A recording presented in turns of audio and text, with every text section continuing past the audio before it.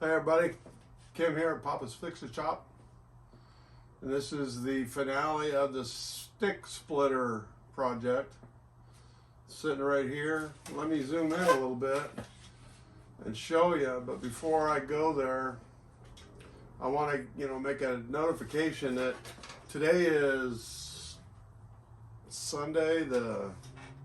I'm retired. It's like the 10th or the 9th. Anyway, in 1 week from today, I'm gonna be blowing out of here, taking the trailer and going to the East Coast. Well, not all the way, but I'm going over to Alabama, northern Alabama, close to Tennessee, visit some people for Christmas.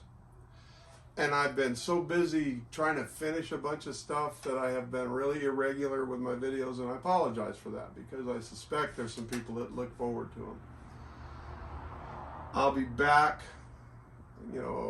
after New Year, and we're going to look forward to the Toyota, because I put the Toyota off on putting a radio in it because I decided to take the trailer, so I switched to the truck, and then I had to drop everything and do major service on the truck. So anyway, long story short, bear with me guys. I absolutely appreciate everything that you guys do. You comments, watching, things you learn and use in your life that I never hear about, still comes back to me.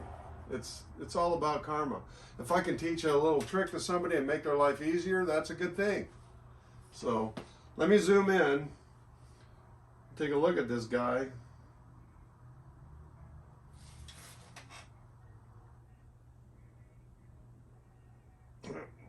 All right, so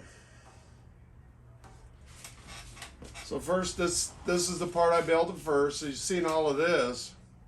Just a little note to remind people: the screw that moves this jaw is a 1/2 by 1 inch thread pitch Acme thread. So what I know is if I go like this, that's 1/10 of an inch. 2, right? 3. So if I want to know how far I'm going, I'll get a better show, but there's scales here that show it. But you can still know you're going 1, 2, 3, 4, 5, 6, 7, 8, 9, 10. That's 1 inch every time. So let me zoom her in a little closer.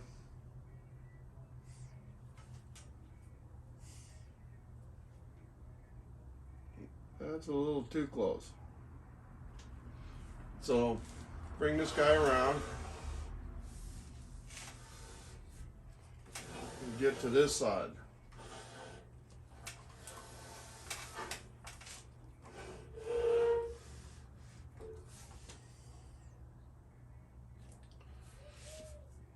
So here's a scale that I can adjust this guy with. Let me pull it back a hair. Whoa, sorry.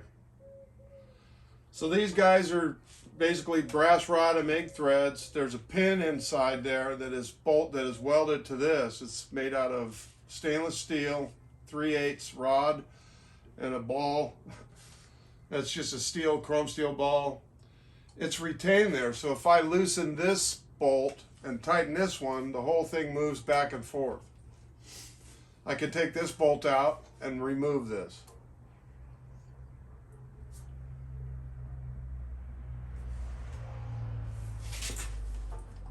I also had to add a little wheel down here off of a jack, Chinese jack, because the weight out here, when you extend it out, it'd want to tip. So that's about it.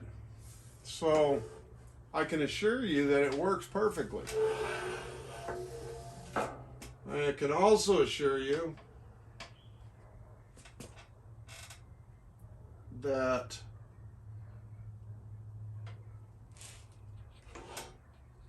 this little grinding wheel right here is a great place to sharpen a knife.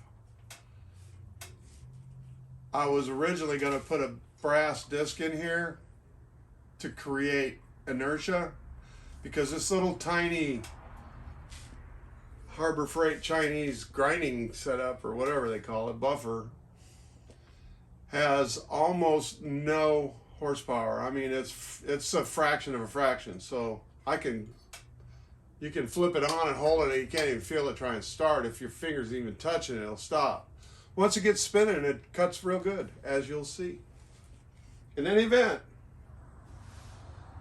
thanks for watching. Thanks for coming to my channel. Thanks for asking questions or telling me what I'm doing wrong. Everybody else picks on me because I have no guards on my grinders. Yep. Sorry. It's my fingers. I mean,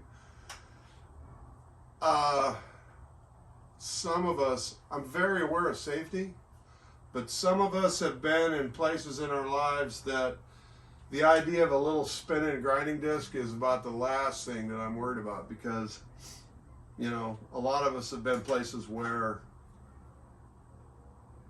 the danger is a lot higher. And that doesn't mean like warfare. It means working around machinery and equipment, people in forklifts and stuff moving around, working on a running engine to figure out why it's making a funny noise, or to examine the way it's running and isolating things. And your hands are down in amongst the belts and the fans and everything all the time as a mechanic.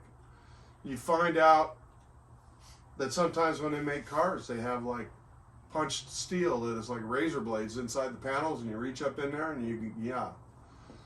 So it's more important to be hyper aware of where your flesh is at every moment in relation to, say, a spinning disc. Am I here where it could hit me, or am I over here? If I have to hold it, what part of my hand is exposed? How can I mitigate that?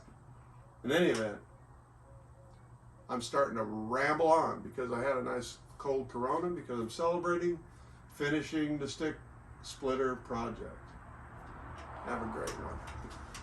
Merry Christmas. Happy New Year.